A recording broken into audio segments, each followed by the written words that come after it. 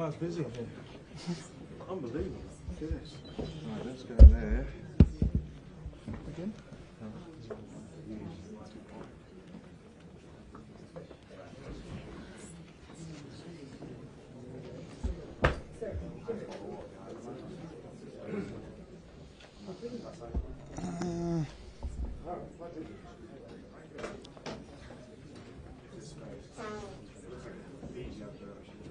Yeah.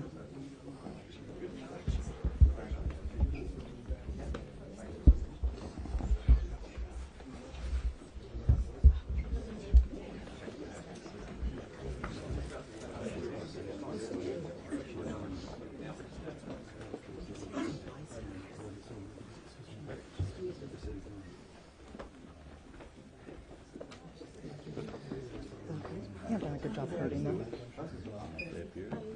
Oh, look at this one. Look at this one. I just don't know who it is. Thank you.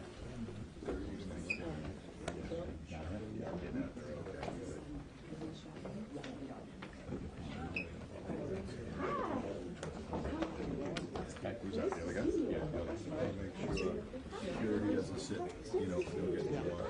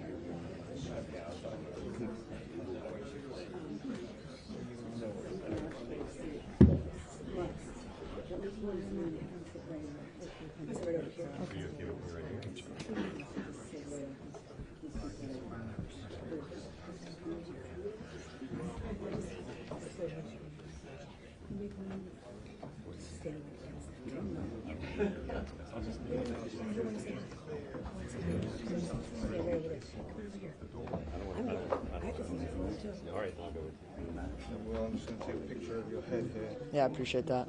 Got your afro in there. It's a good F one. Took a while. Oh.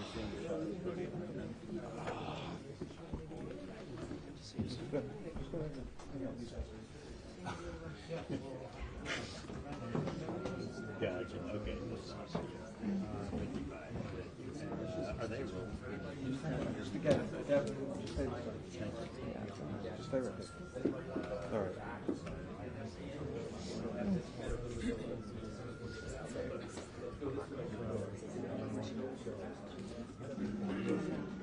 No, I haven't.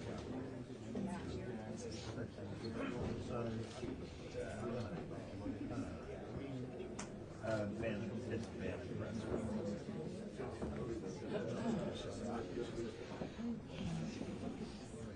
That'd be great.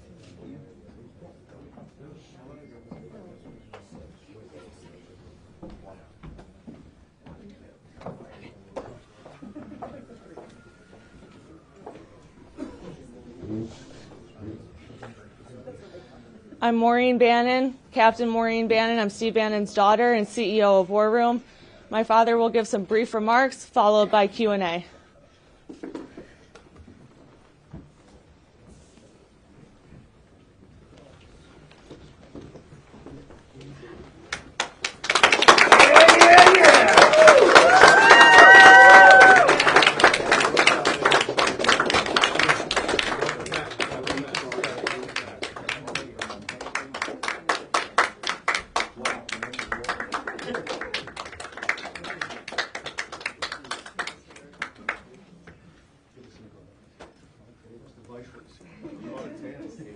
Yeah.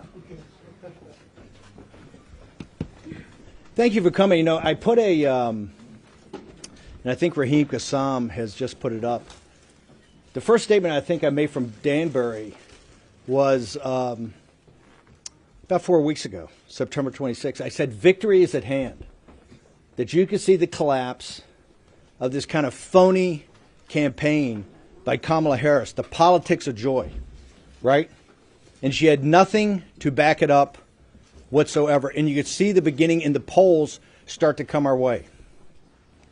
I'm very proud that the War Room has had President Trump's back, and it particularly has been the platform for the grassroots movement to have their voice heard. And I said at that time that with the hard work of the Get Out the Vote effort and the election integrity effort, that we were on the cusp of having an incredible victory that could actually be a potential landslide.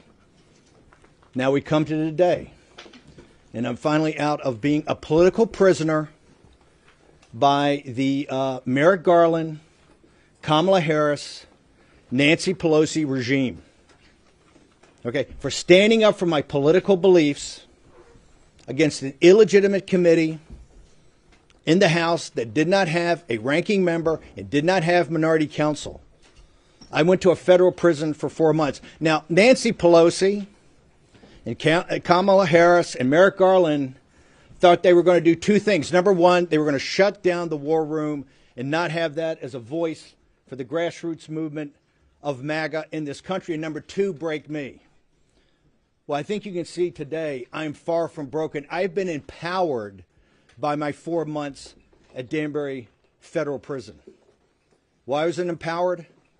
Because I was able to listen, to observe, and to learn from working class minorities, young African American men and Hispanic men, and yes, Puerto Rican men, about what their lives are and what the queen of mass incarcerations, which is what they believe that Kamala Harris is. She refuses, and she has refused as border czar, to commence any mass deportations of illegal alien or illegal migrant criminals in this country. And today, President Trump with the angel moms actually had to say, we need to set up a form of restitution to reimburse these folks. Kamala Harris, Vice President Harris, as the border czar, has refused to do that and continue on the mass incarcerations. Now, President Trump, and quite frankly, with the visionary leadership at the time of Jared Kushner, President Trump came with the most significant prison reform bill ever created, the First Step Act. And today, 6 years after, and 4 years into the Biden regime, of which Biden in 2020 promised and committed to dramatically decrease the number of incarcerations in federal prisons, and nothing has been done. Nothing has been done. You know, this is criminal negligence by the highest, at the highest levels of BOP, Bureau of Prisons, and the Justice Department. You have particularly minorities, African Americans and Hispanic men and their families being broken, rotting in federal prisons, when the First Step Act is very clear of what's supposed to happen, and all they do is get spun and spun and spun. The system is broken. Bureau of Prisons is broken. This is not about Danbury and not about the individual. I have many good individuals working at Danbury Federal Prison. The system of the BOP, the system of the Justice Department is broken. They have weaponized the Justice Department against a political movement, a conservative grassroots movement that's had President Trump's back, and from the dark days of February, March, and April of 2021 is on the cusp of the biggest political comeback in the history of this nation, led by grassroots people, everyday Americans, including, as we know now from the polling, and the reason I said we're on the cusp of a massive victory, she is failing to connect with minority men, Hispanic and African American men. Now, why is that? They understand what the scam is. They understand that this administration purposely let in millions of illegal alien migrants, illegal aliens, to drive down labor costs. The Federal Reserve said it from the very beginning. We're going to drive down labor inflation by getting more unskilled workers here and putting pressure on the lowest skill sector we have, and they were successful, and they brag about being successful. The minority community understands that. They understand the scam and the con of what Kamala Harris has done. In addition, she has failed to do, for political reasons.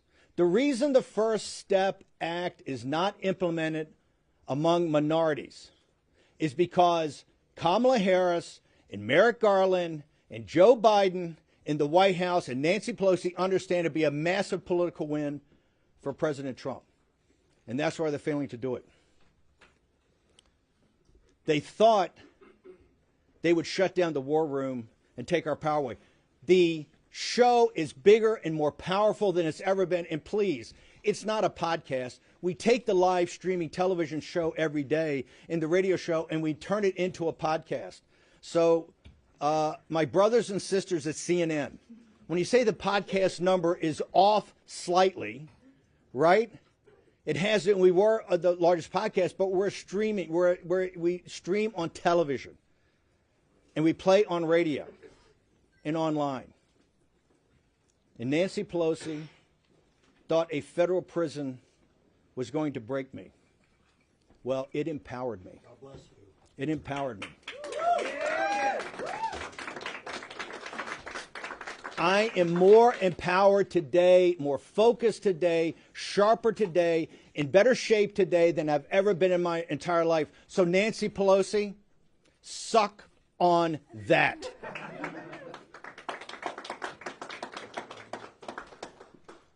The desperation of Kamala Harris and in her campaign is obvious. They went from the politics of joy, and we were the first ones to call it, to darkness and night falls on America, and they pivoted hard. You know why? Her incoherent explanation for what the politics of joy is befuddled everybody. So she had to go back to the same playbook. Trump's a fascist. His followers are not deplorables, they're fascist. That they're a danger to the country. Well, you know who doesn't buy this? Working class people don't buy it. And particularly African American and Hispanic men do not buy it. I had a great opportunity at Danbury, and I want to thank the Education Department of Danbury Correctional Institution for allowing me to teach, yes, civics and government. I had, I think, close to 100 students in 3 different classes. The majority, particularly the later classes, were minority men, African American, Hispanic, lots of Puerto Ricans, lots of Dominican folks in the Dominican Republic. And if you had a chance to read Vanity Fair, the cover story on our populist nationalist beliefs, you can see that it talks about economics. And it talks about the way the system works, the financial system in this country, how it's inextricably linked to the political system. And you can't understand what's going on until you understand how the economy, how the Federal Reserve, how deficits, how they play into the politics of the day. That much that you see on television is just professional wrestling when it comes to politics, and is not the thing itself. And I can report to you that these young men, most of whom are nonviolent drug offenders that have, quite frankly, a lot of years in prison. These people came to this with a new awakening, and that is the awakening the American people are going through. The system is not only broken, the system is rigged against the working class of this nation. And I saw at Danbury that we're going to move past the politics of race with an intermediate stop in the politics of gender, which is being forced on everybody right now. We're going to get to what is important, and that's the politics of money. And once we get to the politics of money, there's going to be some fundamental changes in this country. I want to thank you folks for coming. I'm far from broken, and I appreciate you guys attending. And I will tell you, if President Trump's grassroots forces combine as we can combine right now, you're going to see unbelievable numbers next Tuesday. However, the Democrats are not going to give up. They just hired Mark Elias. And you only hire Mark Elias, who I think is the toughest election lawyer in the country. You only hire Mark Elias when you want to go to the mattresses. They understand they can't beat us at the ballot box. We're going to have a reprise of 2020 where they're going to try to do everything humanly possible to nullify Trump's election and delegitimize his second term. And I can tell you right now that the working class people in this country, the middle class people in this country that support Donald John Trump are not going to let that happen. I'll take some questions. Okay, so please introduce yourself before asking your question. Hey, Steve. Good to see you. Tim Miller. From the Bulwark. I was listening to your Not a Podcast this morning.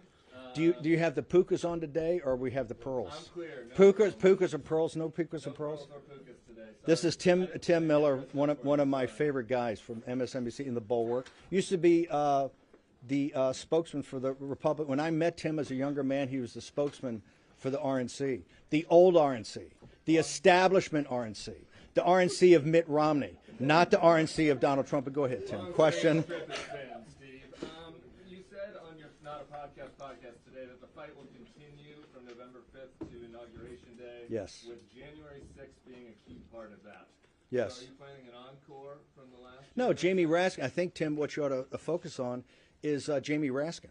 Jamie Raskin saying right now if they take the House by one seat, that they will go back to their committee report and they will say President Trump's an insurrectionist, that Bannon went to prison, Navarro went to prison, President Trump's been indicted, and they will sit there and go, hey, the Supreme Court may have issued a 9-0 opinion about him being on the ballot, but it doesn't mean we have to sit him as president. This is what they're thinking up right now. Nancy Pelosi gave an interview to Rolling Stone magazine.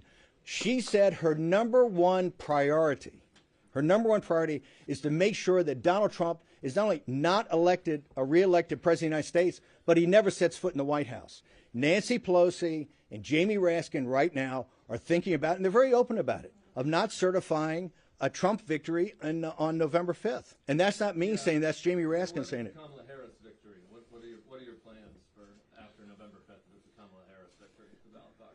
We're going to make sure that Kamala Harris doesn't win on November 5th. We're highly confident. We've seen the polls. You've seen the numbers coming in. We're going to look. We believe in the American system of democracy. We believe that, and the reason we like democracy, we're winning, right? And we're going to win on November 5th. I do just wonder then. But you do agree with me on Jamie Raskin that Jamie Raskin's already said they're not going to certify President Trump. I don't agree with that. I do wonder though. You're teaching civics. You know, you're out of prison. I wonder if you're reformed. Looking back on the last January 6th and the fact that you incited a mob that would be hang on. If you look at what we said, is that as the states requested, 7 states requested, never got to a full review. This is because Vice President Pence didn't handle it correctly. This is because Vice President Pence did not handle it correctly. No, absolutely no change. For the simple reason is that we should have had a review as requested by the states for all 7 states at that time. Tim, thank you very much. One question at a time. Okay. But Tim, if you want to continue to make speeches, it's good television. I don't want to talk about personal conversations, but we've had a chat. You have talked with former President Trump this morning? We've had a chat. Have you talked about Election Day coming up? I don't want to discuss what we're talking about, but he's, by the way, he watches the show. He saw the show this morning. The show this morning didn't talk about my time in prison. What it talked about was 2 things. Number 1, a massive grassroots effort that's underway that has to culminate on November 5th, particularly in places like Pennsylvania.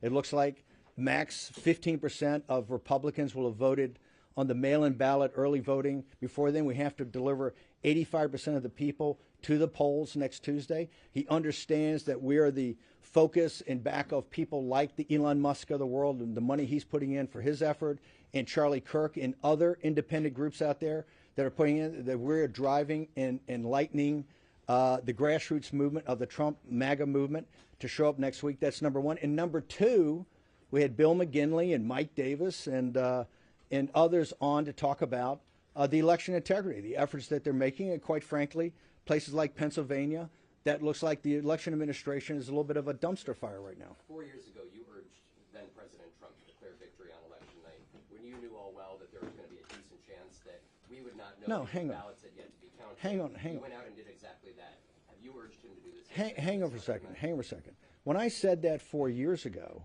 it was, why did I say that? Why did I say that? Because a guy named Mark Elias came up with a report that two individuals, Bill McGinley and Raheem Kassam, helped deconstruct in July of 2020. And he walked through how the Democrat Party was going to steal the election with illegitimate mail-in ballots. He said, illegitimate ballots. They were mail ballots that American voters cast. I totally. By the way, we can argue. We can adjudicate that. Hang on. We can argue that. We can argue that President Trump came up at 2:30 in the morning and talked. He should have done it at 11 o'clock at night in 2020. Okay. I am urging President Trump, if the votes come in like it looks like they're going to come in, he should step up and inform the American citizens of exactly what's going on and not keep people in the dark like was done in 2020. So President Trump should step up and walk people through state by state of where these leads are and how these leads came about. We're not prepared. We're not prepared to have in the dark of night all the problems that happened last time. Okay. The 2020 election was stolen. Okay, I will never back off that. And we know that you wanted him to stay on as president. We know that you wanted the election. I didn't want that. What I wanted was I wanted the will of the American people at the ballot box to be effectuated. I want the will of the American people at the ballot box to be effectuated. That's what I wanted. Steve, yes, sir. Road steamer here. I'm wondering when's the next insurrection, and can we storm the Burger King after this? Like, can we do that? I mean, doesn't he look great now? We were in Danbury the first month together. He looks great. You don't remember me? We were lifting weights and stuff in the weight room? When's the next insurrection? How are we going to do this and stuff, man? You know what? I'm leaving. I'm having a good time. He looks like Yoda with Ace right now. Ronnie Rhodes team, and no political violence, people. This place smells like mothballs. Yes, sir. Yes, sir.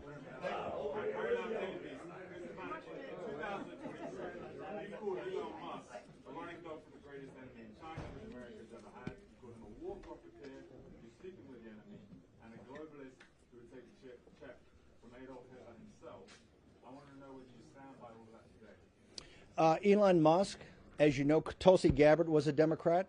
Robert F. Kennedy Jr. was a Democrat. Elon Musk was a very progressive Democrat. They've all become awakened by the MAGA movement. Today, I think he's one of the strongest supporters of the MAGA movement. He's gone through a awakening that I think very few have come. I totally disagree with many of his positions, particularly about the Chinese Communist Party and others. But as an American, he has done, I think, something very smart. And that is put money in back of grassroots organizations and people to do something simple. And that's, hang on, and that's to get out the vote here in the 2024 election. So you don't mind someone who would take a check from Adolf Hitler as long as it's from Trump? No, what I said is he's gone through a great awakening, right? And I think if you talk to him, he has gone through a great awakening. And I think part of that awakening is understand the power of the MAGA movement and the power of grassroots America. Thanks. Yes, sir. Please identify Yeah. yourself when you ask the Sure, question. Steve Bannon with Politico. I'm not sure if you saw, but the mayor got indicted while you were away, and there have been members of his legal team who say that his best bet is for a Trump presidency to succeed, and then Trump to pardon the mayor. So I'll repeat the question so people can hear it. So this is a question about Eric Adams and about he thinks about Trump's. I have no earthly idea about Eric. Well, not about. I know see what Eric Adams has been charged with, but I don't think. I think it's. I have no earthly idea about that, and all I know is President Trump thinks that New York City, this metropolitan area, is in deep trouble. Right, rising crime. The streets are filthy. I think President Trump has not been a supporter of things doing with Eric Adams, Mayor Adams' administration. So I don't know. You should ask President Trump that. Steve, yes, sir. What are you going to do over the next? You've got 6 days. You're out now. You've got 6 days between now and the election, and maybe some period afterwards in which this will be still at stake. What are you going to be doing during those days besides the war room? Well, there's a lot of different options. I'm of a strong belief right now. This is New York Magazine asking what myself and War Room is going to do. Obviously, with 7 days or 6 days left, you have to have a convergence of the get out the vote effort. I am not a huge believer in our ability to actually participate in rallies or do rallies, because right now I think President Trump does that great, and he has people along that are going to do rallies in the different states. Our focus is one thing, to make sure that we get as many American citizens either early voting while they can or to the polls next Tuesday. And so our efforts are how to scale that effort like we did today on the show and other efforts behind the scenes. So our thing is to make sure that we're there to scale the vote of get at the vote operations, and also on the election integrity. Today we had Bill McGinley, one of the senior lawyers on there, and he's still calling for volunteers. I think there's been 200,000 election integrity volunteers. We need to get people in the counting rooms. We need to get people around the tables to do ballot curing. Okay, so there's still need for that, so we're going to call for that. So our efforts are on the election integrity efforts to where we can be supportive and then get out the vote. Yes, sir.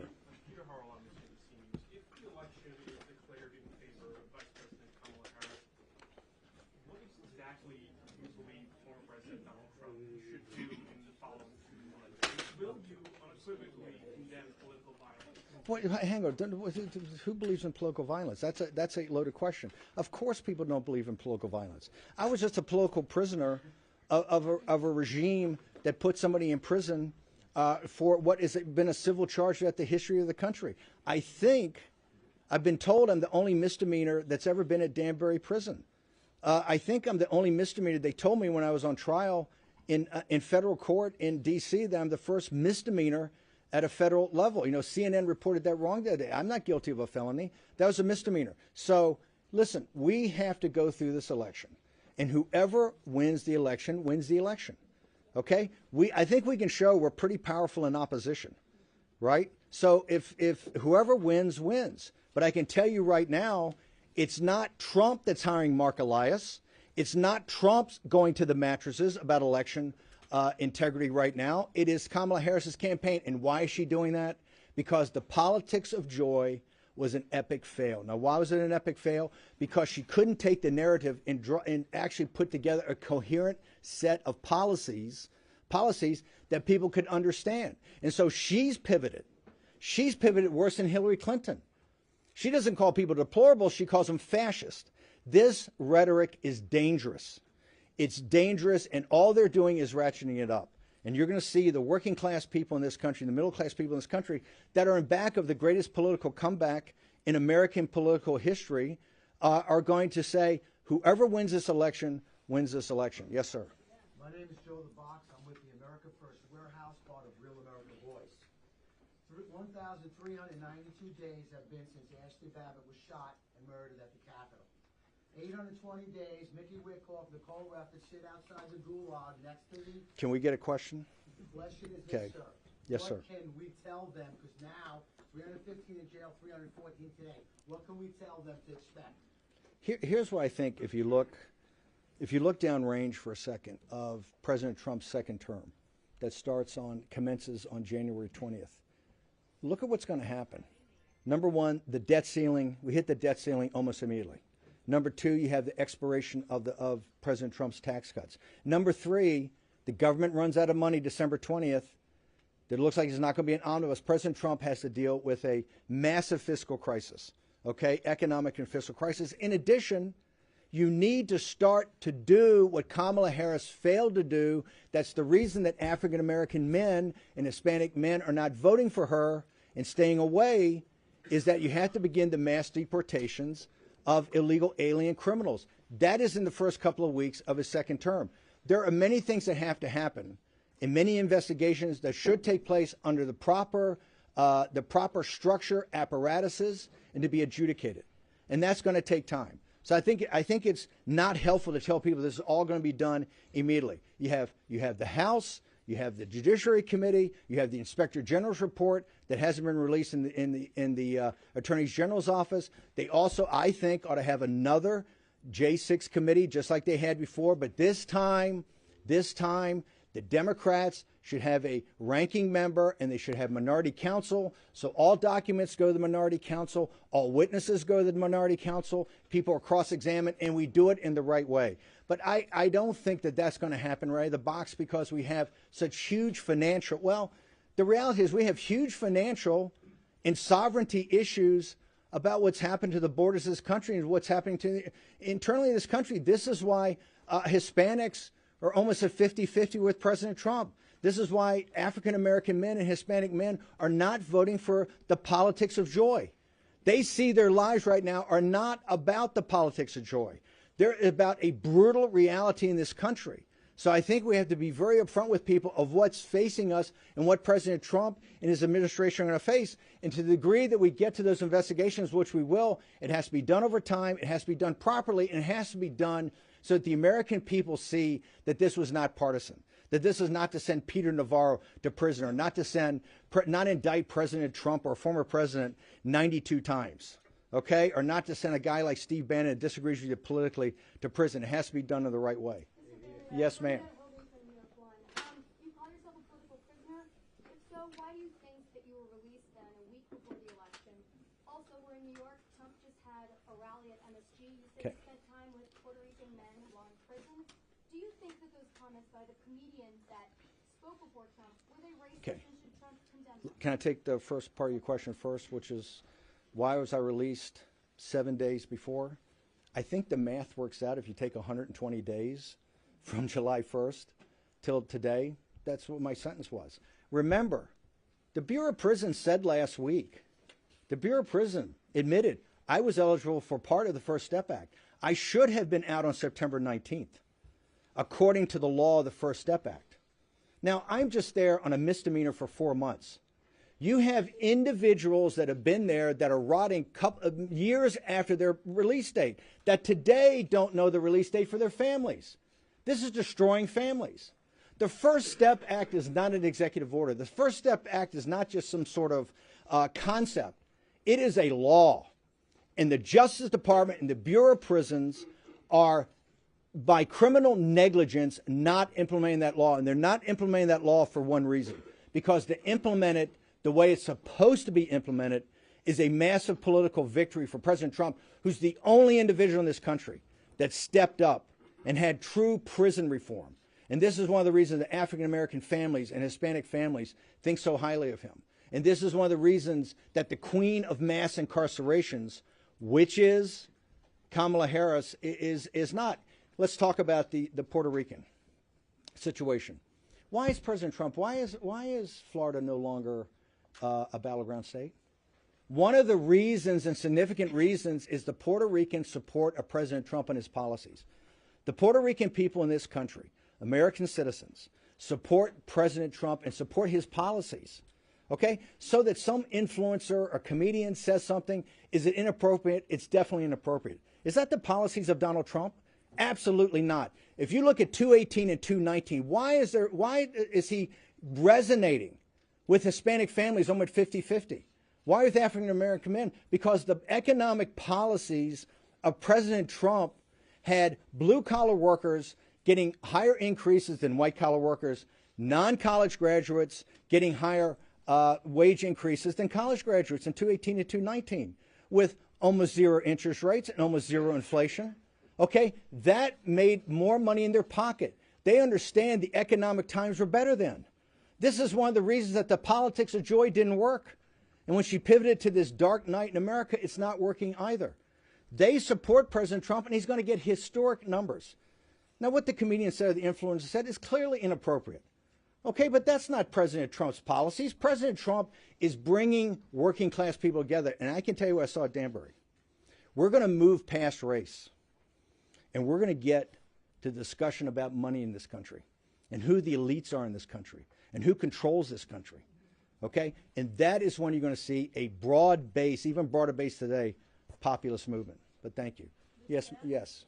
I heard what you said about Who? Jen Peltz from the Associated Press. Hey, Jen Peltz. What you said about focusing on get out vote and election integrity, but has former President Trump asked you to campaign with him, and are you going to do that? Like I said, my focus is on victory next Tuesday, at the biggest number possible, because folks, don't think it ends on Tuesday. You don't hire Mark Elias to go to the mattresses if you think it's going to end on Tuesday. This is going to take a while to sort through. Okay, and you can see by the election administration problems in Pennsylvania, you see what they're talking about in Maricopa County already, about how long it's going to take to count the votes, right? This is going to go on. So it's most important for President Trump and his followers to make sure that we put up the maximum number possible. And one of the things I don't like, even hearing, is people talking about roles in the administration, or people talking about, oh, let's go try to win the popular vote, or people talking about, oh, we're overconfident. There's a lot of confidence. We should run now like we're 20 points behind and run hard. And that's all my focus is. The way that we can scale that on the war room is what I do. Like I said, President Trump's going to do the rallies. His rallies are spectacular. To me, it's walking precincts. It's working phone banks. It's going door to door. It's sending text messages. Yes, ma'am.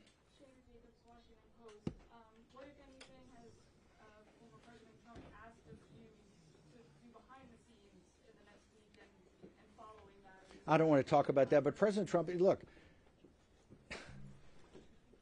back in 2021, when some of the Republican establishment abandoned President Trump, the MAGA movement started to actually get about organization, the precinct strategy, and other things like that become organizing principles for him.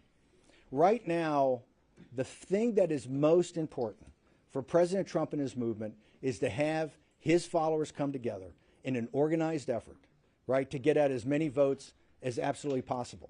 And that's the focus in the final 6 days. Remember, normally Thursday before the Tuesday election is when, you get news stories, you get everything. So we have to have people motivated. We have to have people going door to door.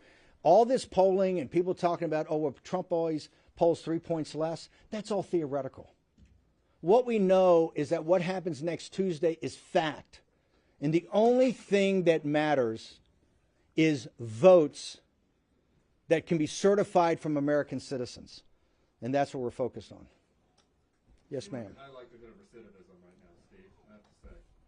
Do you have a message? But first, as a political person, no. It's so from Tim Miller's own lips, a high degree of recidivism. No, because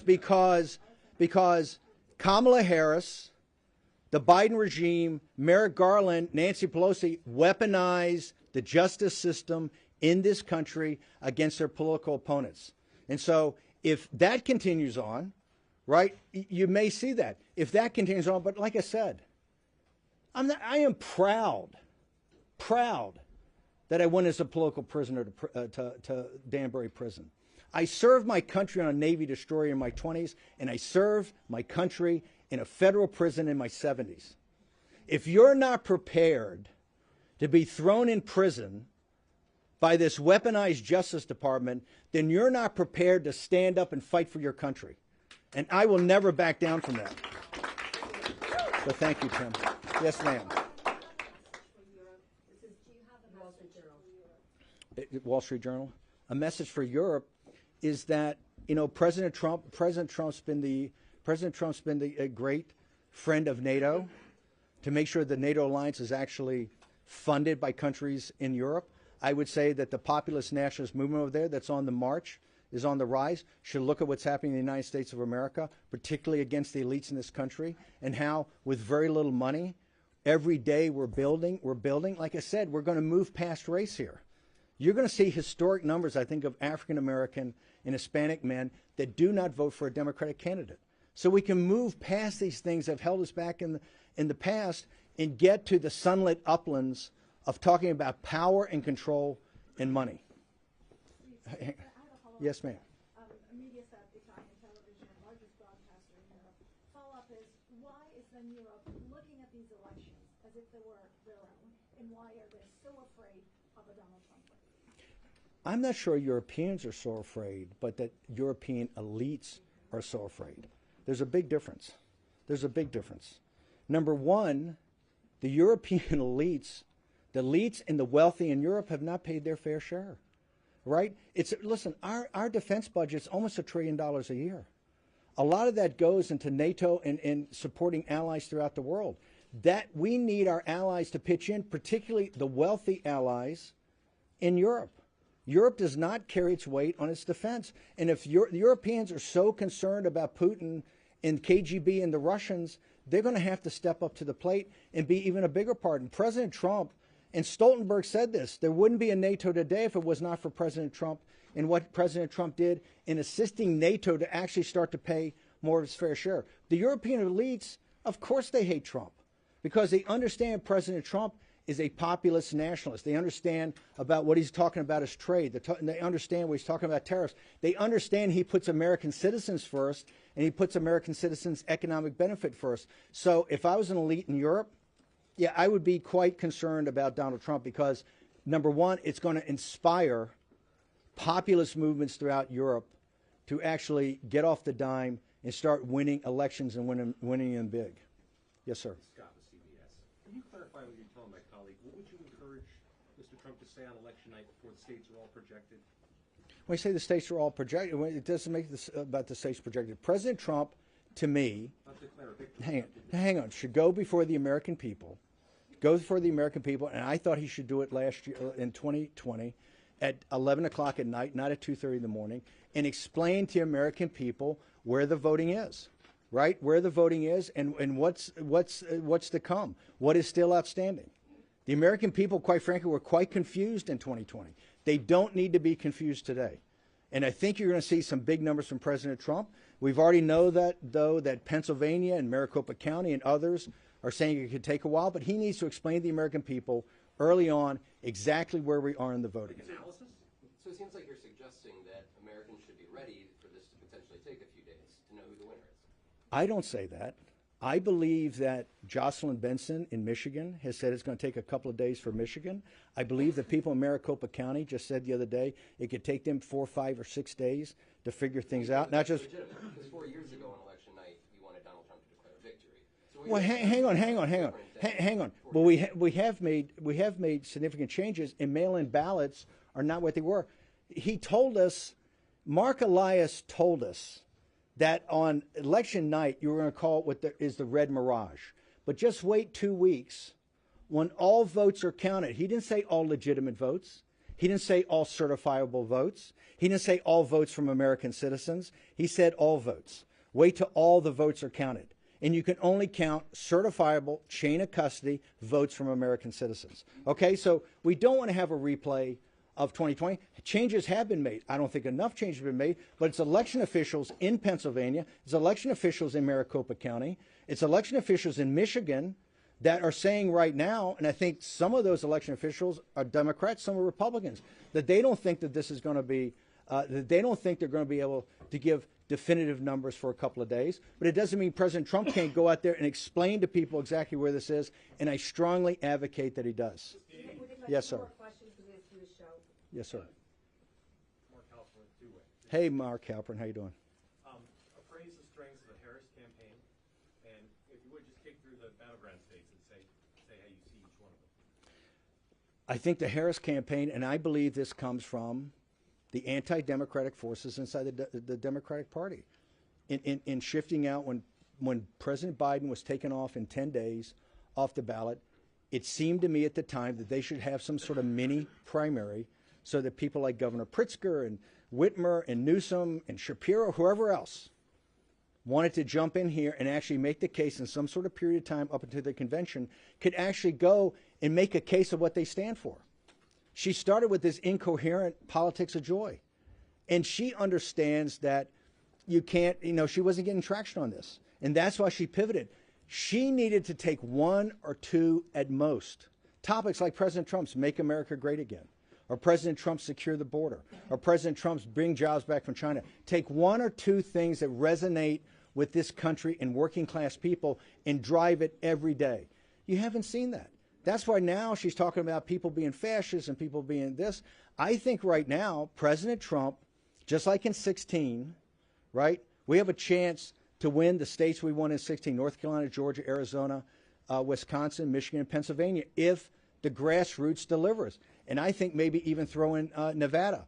which we didn't win in 16. I think President Trump could get up to over 300 electoral votes if people are focused today. And I think the Harris campaign it's not focused, and it's particularly not focused on issues that are obviously at the highest levels of the American people. So I think if the job of the grassroots is done, and this is why I'm not sure it's important for me to go to a rally with President Trump or go to a rally with other people, but to do the work that you need to have done to make sure those votes get out there so that there's no question, even if some things happen on Ballot County over, that we have gotten big enough margins that the votes that remaining were bigger, we have bigger margins than the votes outstanding remaining. I asked you about her strengths, and you just listed weaknesses. Does her campaign have any strengths? I think, for people that align with progressive values, right? I think Vice President Harris has spoken to those values. I don't think she did it in a way that could broaden out to a general election, but clearly she's Vice President of the United States. She's been a U.S. Senator, right? She clearly has strengths. She's proven that in the past. I don't think she's done it in this regard.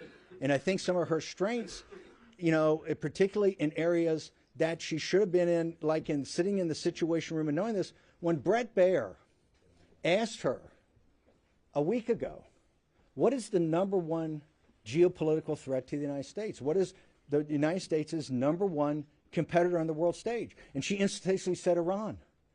And Bret Baier tried to help her, and he says, we know some people say China, hint, hint. She says, oh no, Iran. If you say that Iran is the number one, a regional power is the number one threat to the United States of America, given what the Chinese Communist Party, which is a mortal enemy, not the Chinese people and not the nation of China, but the Chinese Communist Party, a mortal enemy of the United States. If you sit there and want to be commander-in-chief and you say the number one threat when you have a chance to back off and say it's Iran, you're not ready to be commander-in-chief. And clearly you haven't learned anything or anything important in your 4 years as vice president sitting in the Situation Room. Anybody? Yes, ma'am. Conservative TV station in Europe. Yes. I got a question regarding the European issues. The conservatives in Europe view Donald Trump's potential presidency as a whole. I would like to have your comment on that, and I would like you to emphasize on the role of the American Polish voters in this issue. Well, remember, you have conservatives, and then you have populists, and you have nationalists. I think the populist nationalist wing of those conservative parties, I don't think some of the classic conservatives, just like here in the United States, I think there's elements of the Republican Party that don't see President Trump as an answer. They vehemently disagree with us on tariffs. They vehemently disagree with us on things like the U.S. Steel takeover by Nippon Steel, things that a guy like Fetterman would back, right? So I think some of the classic conservatives don't see President Trump as somebody that represents a policy portfolio that would interest him. But I do think that the populists in those countries do, and I do think the populist nationalists specifically do. Okay, so we've got time for about one more question. Okay, thank you. I'm so glad you're out. So speaking of the money of politics, New York City spends about What organization? Human Events. Okay. Okay, so speaking about the money of politics, New York City spends around $5 billion on illegal aliens. Do you think that was part of the reason why Madison Square Garden, which holds 19,500 seats, had over 200,000 people clamoring to get in, and New Yorkers decked out in MAGA gear? Do you think it's a swing state like Vivek Ramaswamy says in 2024? I think that you saw that when President Trump went to the Bronx, right? Remember, the elites in this country, the reason there are 10 or 15 million illegal alien migrants or illegal alien here in the United States, the Federal Reserve said this. And now the Congressional Budget Office is saying it, that they had to break the back of inflation, they had to drive down. They focused on wage inflation. And where did they focus on wage inflation? They didn't focus on the investment bankers, and they didn't focus on the lawyers, and they didn't focus on the fat cats in Silicon Valley. They focused on unskilled labor here in the United States, and they were open about it. The Federal Reserve couldn't be more open about it. And that's what happened. Okay? Number one. Number two, they tell you now, well, you can't possibly deport anybody, that the GDP has 1% growth because you have another 10 million consumers. The people that are being destroyed by the 10 to 15 million illegal alien migrants are the working class African Americans and Hispanics who are voting for Donald Trump. These people are very smart, and they see their lived experience every day, whether it's in New York City or throughout other major cities in this country and other states, that their lived experience is worse. And their lived experience is worse because of policies of the powerful, the wealthy, and the strong. Thank you very much. I appreciate you. Thanks. Appreciate you. No.